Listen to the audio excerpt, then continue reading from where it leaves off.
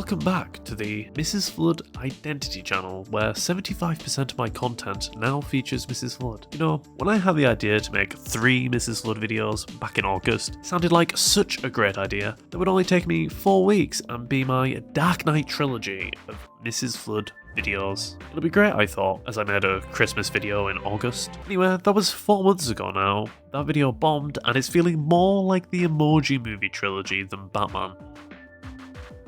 And don't worry, I lied. There isn't any sequels to the Emoji Movie for now, but admit it, for a split second there, you thought they made sequels to that movie and it didn't feel good, did it? Well, that's where I'm at mentally with this project. So please enjoy this video as I break down number 10, a previously unseen companion. Okay. So my approach to this list is to focus more on the different possibilities that I think I'd find interesting personally. So not necessarily who I think Mrs. Flood will be for definite. Let's face it, she is pretty likely to be the Rani for better or worse. And not just who I want her to be either, but rather who I think would make for an interesting reveal, roughly within the realms of possibility. So that being said, I think it would be interesting if Mrs. Flood was actually a previous or even future companion of the Doctor that we've never seen before. Exploring the companion-doctor dynamic has always been fascinating to me, and this could be a fun way to explore this in this new era. Number 9. Ruby's grandmother or another relative. Okay.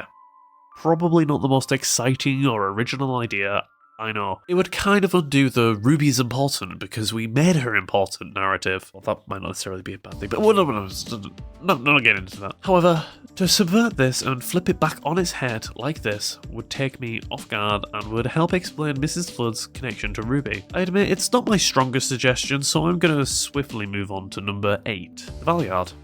So I did already hint at this in my last video, and as a big fan of the trial of a Time Lord, I would love for the return of the Valeyard. Some of the signs are there, and I can see Mrs. Flood just about fitting the role. Nobody knows the Doctor better than themselves, and I imagine Shooty's reaction to the return of the Valeyard would be a very interesting one. I don't know what it is exactly, but I can really see Mrs. Flood being a second Valeyard or similar evil version of the Doctor. Speaking of evil versions of the Doctor, number 7, the Master. Yes. A basic choice. What can I say? I love the Master as a villain and arch nemesis to the Doctor. Personally, Eric Roberts is my favourite version of the Master, and I quite like that camp, over-the-top yet sinister approach. And if Mrs. Flood were to reveal herself as the Master and really lean into the character more, I'd love that. I think it is quite unlikely, to be honest, but it's not impossible. Moving on. Number 6. Any other Time Lord. Okay, I could sit here and list every other Time Lord that I know that I wanted to be, so I'm just gonna break them all down here at number 6. The Monk, Romana, Razalon, even Brax, literally any other Time Lord. I didn't want to fill my top 10 with just Time Lords because that would be boring, and I find Time Lord history fascinating, so we would be here for a very long time, and I'm always wanting to see more of the Time Lords. Give me a Time Lord that's not the Master or the Doctor, and I'll be happy. Number 5. Chameleon. Number 4. The Trickster. Great character. However, to address the elephant in the room, yes, the main writer of this character, and I believe creator, has some pretty bad opinions that I don't agree with at all. If you know, you know. If you don't, then go look it up if you want to. I don't want to dwell too much on this point, I don't want to put too much of a damper on the video, but it needed addressing. The Trickster is a very interesting villain and one of the most iconic villains to come out of the Sarah Jane Adventures. If there is a way Russell could bring that character back or somehow adapt it in a way that leaves out the problematic writer, that would be great. Maybe Mrs. Flood could be part of the Trickster Brigade that Ten mentioned in Turn Left. That could be fun, but if not, number 3. A new god. Yep, a whole new god. Hopefully more powerful than Sutekh, a god able to break the fourth wall and really push the Doctor to their limits. If they go down this route, I'd really hope they explore whether the Doctor has become a god, since they have overpowered and killed gods times and times again. There was kind of a hint of this at the end of the last season, season 1, or series 14, or season 40, it doesn't matter. I just want to see a season arc that asks the question, is the Doctor a god? And what does that mean to be a god in the Whoniverse? Then again, on the opposite side of that stick, at number 2, what if Mrs. Flood is nobody important?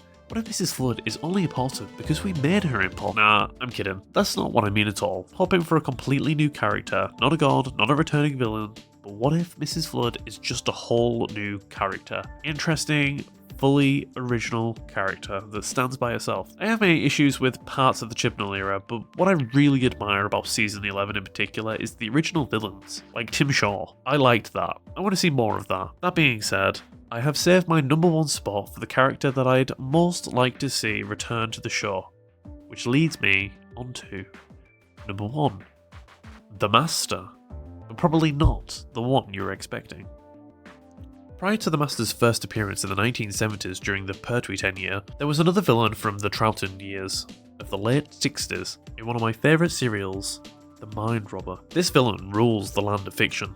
Somewhat similar to the Toymaker, they can essentially manipulate their universe to their will, and they also went by the name The Master. The Troughton era is one of my all-time favourite eras, and I'd love to see more returning villains from the era, in particular.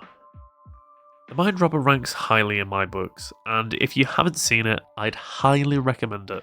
And that's it. I'm not going to dwell on any longer. I guess I didn't have to make this video, but I kind of promised it in my last video, and it'd really bug me if I didn't finish this trilogy that I decided to begin. Either way, I need a break from Doctor Who on this channel for just a little bit, or maybe a while, or maybe a very long time. I don't know.